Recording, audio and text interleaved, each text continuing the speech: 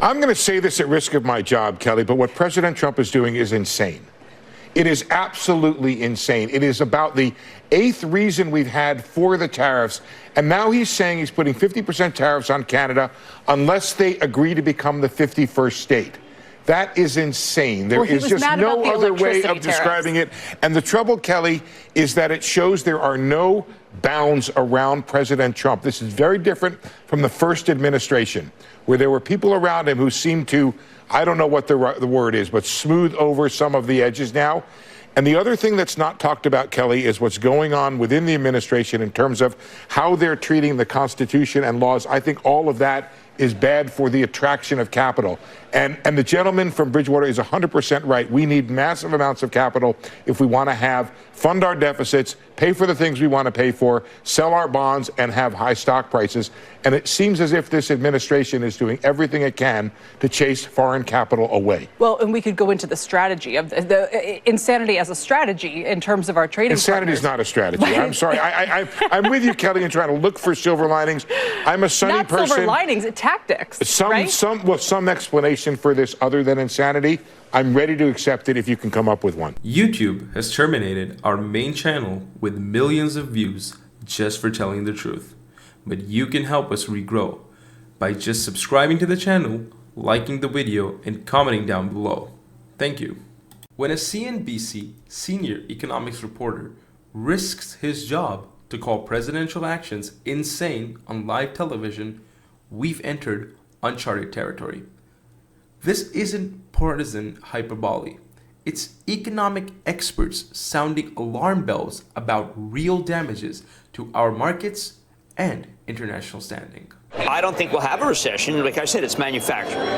It's manufacturing. Well, that doesn't mean there won't be. I'm not sure I understand. Oh, no, manufacturing can easily cause recession.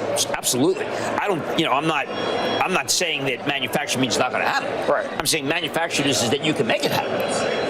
And when you get angry and when you kind of lose your temper and you get mad instead of like the way Scheinbaum's handle it in Mexico, it gets people nervous and upset. They want the president to be a little happier. There's nothing wrong with being happy. You can be tough as nails and be happy. But right now it just feels like, oh, we're going to just screw people have been screwing us for years and we're going to fight back, which is true. It's absolutely true, but you got to explain it very calmly and empirically how we're being hurt by in Italy, how we're being hurt by Germany, and this is going to stop, and we're going to make it stop.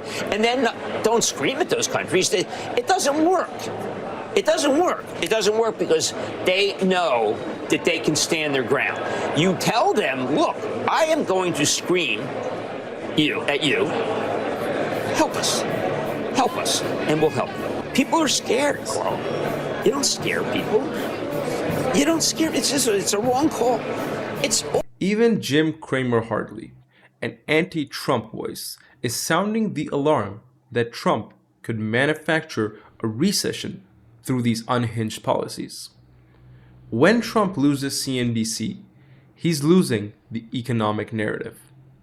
Trump threatening 50% tariffs unless Canada becomes the 51st state isn't just bad diplomacy.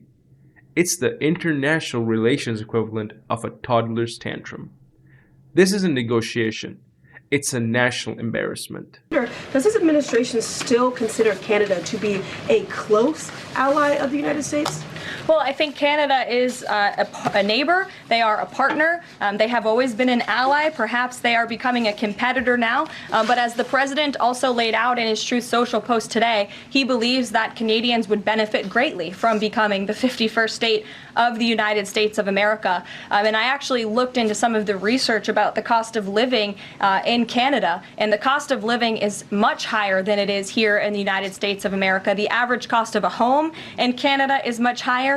In Quebec, the highest tax rate for an income of $150,000 or more is 53.3%, more than half of Canadians' incomes they are being taxed on. So the president has made it clear that he believes Canadians would be better served economically, militarily, if they were to become the 51st state of the United States. What's truly revealing is the Republican silence.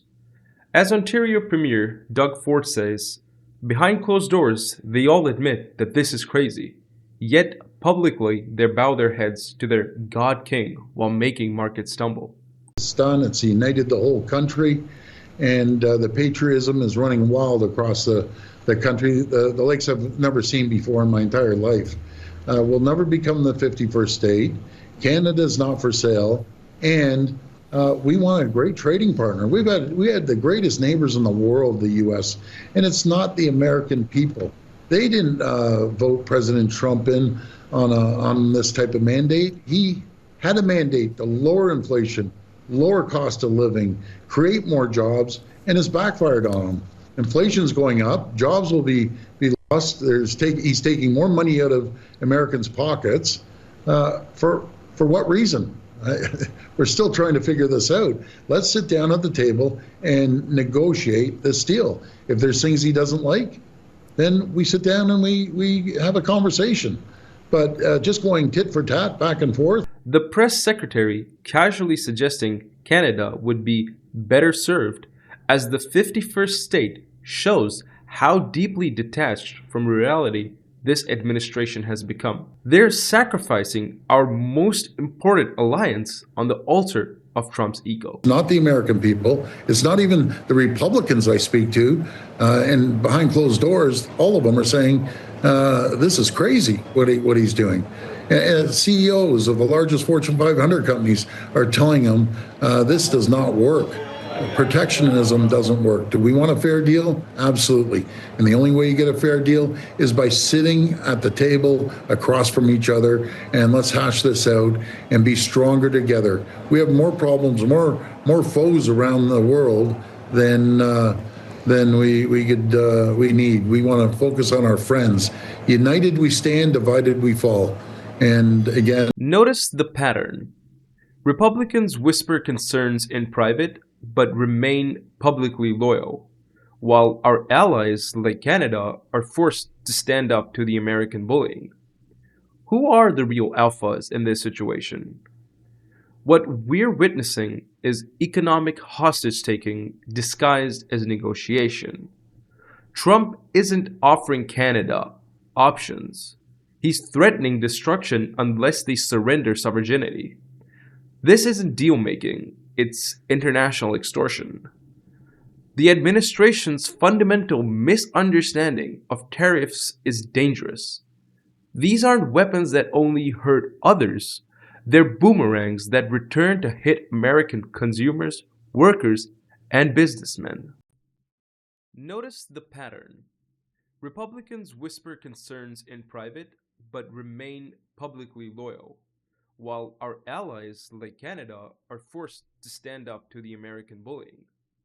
Who are the real alphas in this situation? What we're witnessing is economic hostage-taking disguised as negotiation. Trump isn't offering Canada options. He's threatening destruction unless they surrender sovereignty. This isn't deal-making, it's international extortion.